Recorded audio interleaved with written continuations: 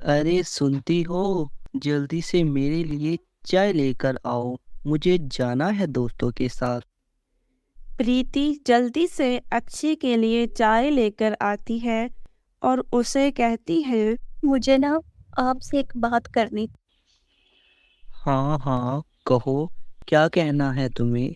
मैंने अपने मायके में भी नौकरी करती थी और यहाँ पर भी नौकरी करना चाहती हूँ। सारा दिन फारग होती हूँ, घर में बोर हो जाती हूँ।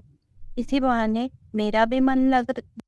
देखो प्रीति, मुझे तुम्हारी नौकरी करने से कोई मसला नहीं है, लेकिन मैं तुम्हें एक बात बता दूं, आज तक हमारे खानदान में किसी औरत ने भी नौकरी नहीं की। और हाँ, फिर भी तुम एक दफ़ा माँ से पूछ लो, अगर वो तुम्हें इजाज़त देती है तो बेफिक्र होकर कर लो। अक्षय इतना कहकर वहाँ से चला जाता है। अक्षय अनपढ़ होता है जबकि प्रीति पढ़ी लिखी होती है। एक दिन प्रीति अपनी सास की खिदमत कर रही होती है। क्या हुआ प्रीति, आज तेरा ध्यान कहीं और है, जिस वजह से तू ध्यान से दबा नहीं रही।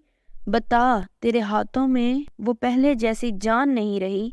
अरे माँ जी, मैं आपसे एक बात करना चाहती हाँ हाँ कहो, क्या कहना है तुझे। हूँ। माँ जी, अगर आप बुरा ना माने तो मैं एक नौकरी करना चाहती हूँ। घर के काम करने के बाद मेरे पास काफी टाइम होता है और मैं बोर हो जाती हूँ। अरे बहू, तेरी तबीयत तो ठीक है ना? कैसी बहकी बहकी बातें कर रही है। आज तक भला हमारे खानदान में किसी औरत ने नौकरी की है जो तू करने का सोच रही है? खानदान में हमारी नाक कटवाना चाहती है? नौकरी का ख्याल अपने ज़हन से निकाल दे।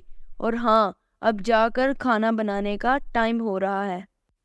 प्रीति चुपचाप रसोई में खाना बनाने के लिए चली जाती है।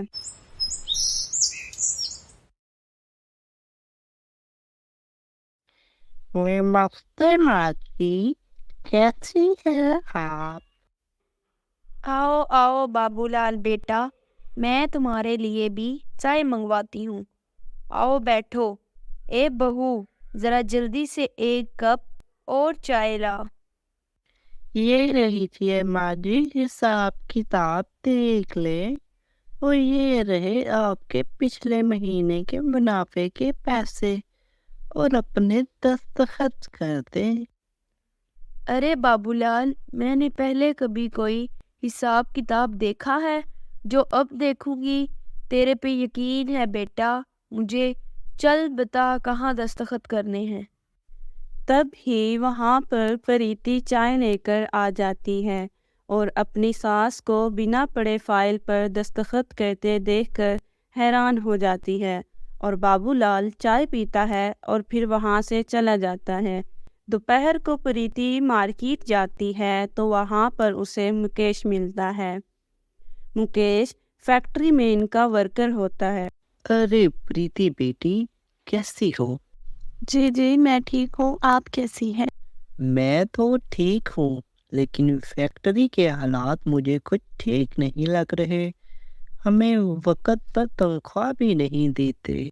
क्या सच में? लेकिन ऐसा क्यों? क्या बताऊँ मैं बेटा अब आपको।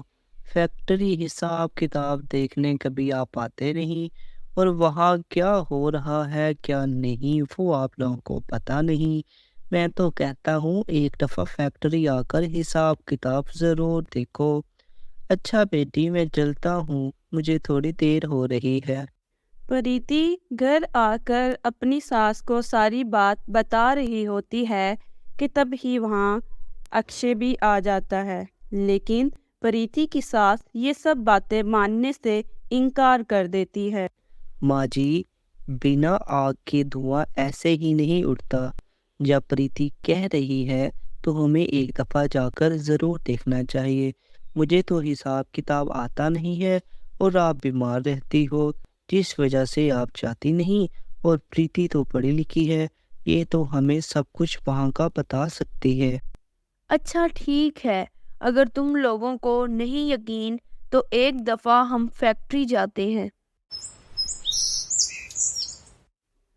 अगले दिन सारे फैक्ट्री चले जाते हैं और सीधा बाबूलाल के दफ्तर में चले जाते हैं।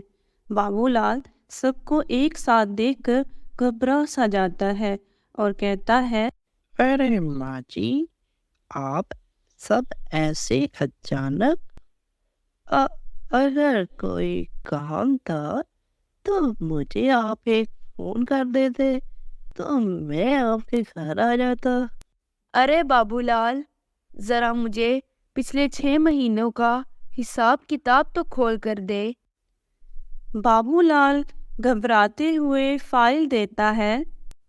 ले बहू, देख ले और तसल्ली कर ले तू अपनी। प्रीति फाइल को बड़े गौर से पढ़ती है और उसे कुछ ही पल में सारी गड़बड़ समझ में आ जाती है। तभी वो अपनी सास से कहती है, माँ जी, मुकेश चाचा बिल्कुल ठीक कह रहे थे।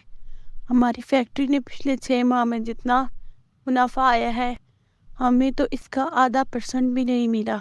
यूँ समझ ले कि 1 रुपए में हमें सिर्फ चवानी ही मिलती रही। प्रीति की बातें सुनकर तो माँ जी का गुस्सा 7वें आसमान पर चला जाता है। हाँ ए नस्पीटे, मेरी बहू ठीक कह रही है क्या? बाबूलाल समझ जाता है कि आज इसका भांडा फूट गया है और वो घबराते हुए कहता है, माँ जी, मुझे माफ कर दीजिए। माँ जी, मैं पैसों के लालच में अंधा हो गया था। क्यों रे बाबूलाल, मैंने तेरे पे कितना यकीन किया है और तूने हमें ही धोखा दिया। ऐसे कर, जल्दी से पुलिस को फोन कर और इसे जेल भेज। अक्षय पुलिस को फोन करता है। बाबूलाल को पुलिस पकड़कर ले जाती है। आज मुझे समझ आ गई है कि पढ़ाई लिखाई जिंदगी में कितनी ज़रूरी है।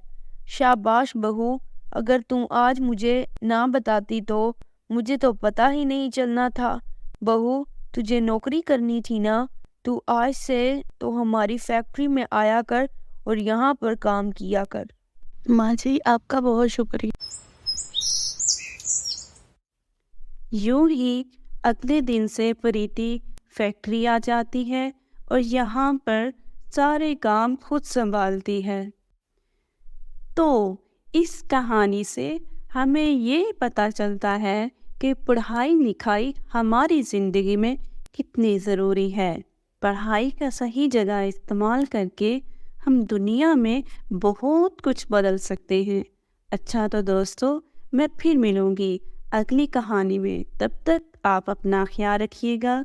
हमारे चैनल को सब्सक्राइब करें और बेल आइकन पर क्लिक करें ताकि हमारी हर आने वाली वीडियो आप तक जल्द बआसानी पहुंच सके।